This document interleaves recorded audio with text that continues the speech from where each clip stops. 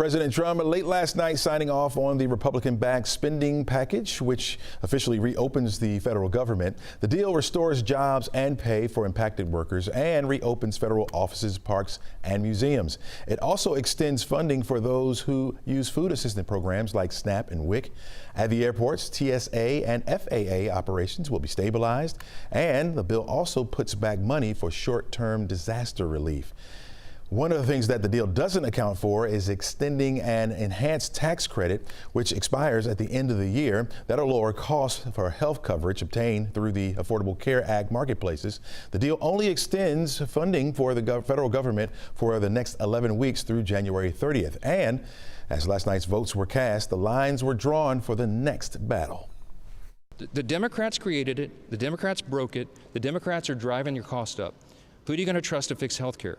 It's the Republican Party, because we have volumes of ideas on how to do this, on how to fix it, on how to drive costs down, and how to increase access to care and quality of care, and you're going to see all that vigorous debate. Either Republicans finally decide to extend the Affordable Care Act tax credits this year, or the American people will throw Republicans out of their jobs next year and end the speakership of Donald J. Trump once and for all. All right, let's look at where we stand now with John Hatton. He's the Staff Vice President of Policy and Programs for the National Active and Retired Federal Workers Association. John, welcome back to the show. Thank you for having me. All right, after 43 days, what's the first thing federal workers and retirees should know about the government now that it's reopened? Well, they'll certainly be wondering when their next paycheck and back pay is going to be provided, and the government's going to try to do that as quickly as possible, but it may not be today. Should be over the course of the next week, and it differs by agency when people will get that back pay restored. Looking like Sunday for Department of Defense, people at Robins Air Force Base, or Health and Human Services as well. CDC employees are under that department. And they should be looking for full pay, right? Yeah, full back pay back to October 1st. It may only, the first back pay paycheck may only cover the first month. And then it'll start to cover the pay periods into November of the next paycheck. So we're still parsing out the exact dates that people will get paid through the first paycheck and back pay, but it'll be a significant sum of money. John, are you surprised it took this long? Yes and no. I think certainly there were a lot of bipartisan negotiations going on for a long time, and then they finally started to pick up.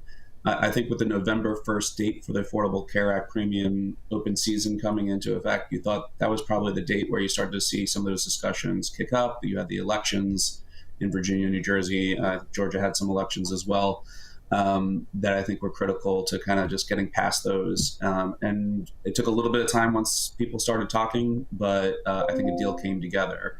So it didn't take that long once they finally got into a room and started having a discussion. But it did take a long time to get to that point. Yeah, think about those that have been affected. 43 days in the shutdown. What does that do for workforce morale? It's not good.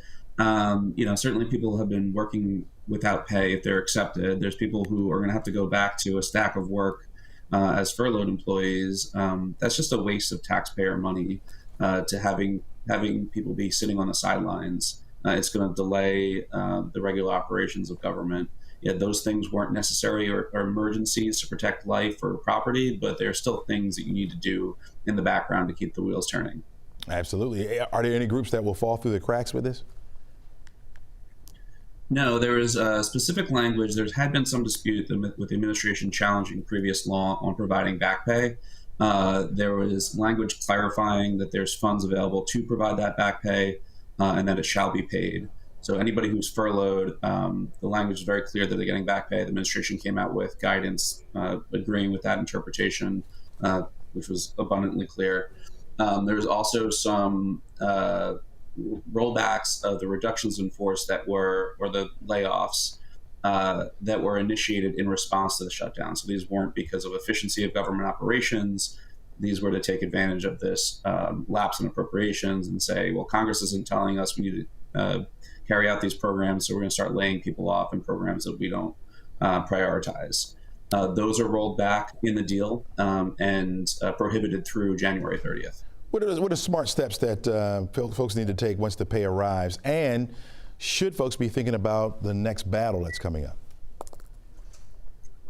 Yeah, I think we haven't finished the battle here. They did take a mini step through a mini bus spending bill that had full year appropriations for three kind of categories of agencies: agriculture, rural development, and FDA, military, construction, and veterans affairs, and the legislative branch. There's still a lot to go, namely defense and labor, health and human services are kind of the big ones that will get you a lot further. The Senate Appropriations Chair, Susan Collins, has indicated they're trying to go ahead with a new package of bills in the Senate. They have been working on a bipartisan basis in the Senate on those appropriations bills. Hopefully they get that another tranche of those full year bills done before January 30th, and what's remaining in dispute hopefully is less than what is in dispute right now.